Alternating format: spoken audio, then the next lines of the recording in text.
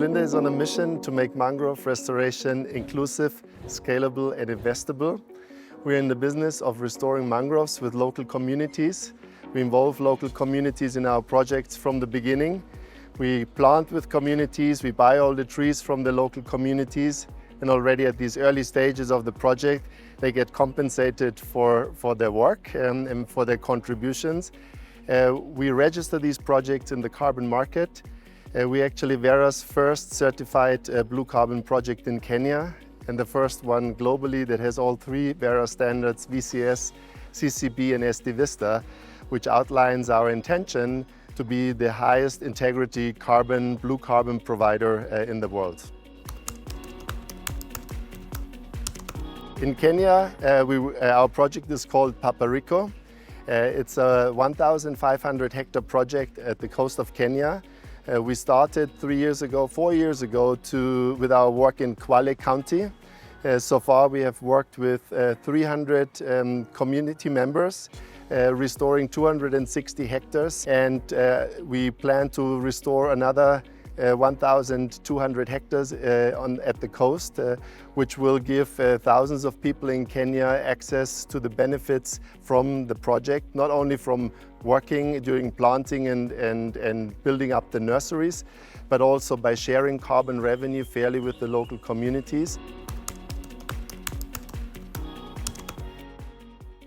So while we have already restored 260 hectares, there are 1,200 left to be restored, and for those activities we need to engage with the community. We have to go through the FPIC process to get the buy-in from the local community that they understand what this project is all about. We have to do our baseline research, socioeconomic research, and these are costs that we need to bear in order to continue with the project. So before we can continue planting in new areas, we have to do this initial, let's say, development of the project. And CAPE is amazing because they give us this very scarce resource to finance these activities that bring the project to investment readiness.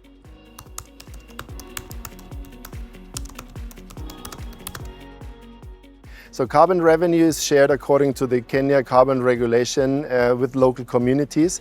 It's 40% of net carbon revenue, and that means that when we plant trees and when the trees grow, they sequester carbon, and then we get carbon credits issued, and then 40% of the proceeds of these carbon sales is going to the local community, which perfectly aligns the long-term restoration objectives as these trees that we planted with the community grow over the next 30-40 years, to align that long-term restoration objectives with the economic needs of the local community. Because if the trees grow, they sequester more carbon credits will be issued, and more carbon revenue goes to the local community. And they are very entrepreneurial with the money that they receive.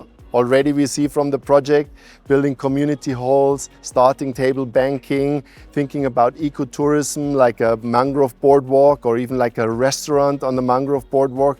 So these funds that come through carbon revenues will be an acceleration, a catalyst for a lot of alternative livelihoods in the local communities.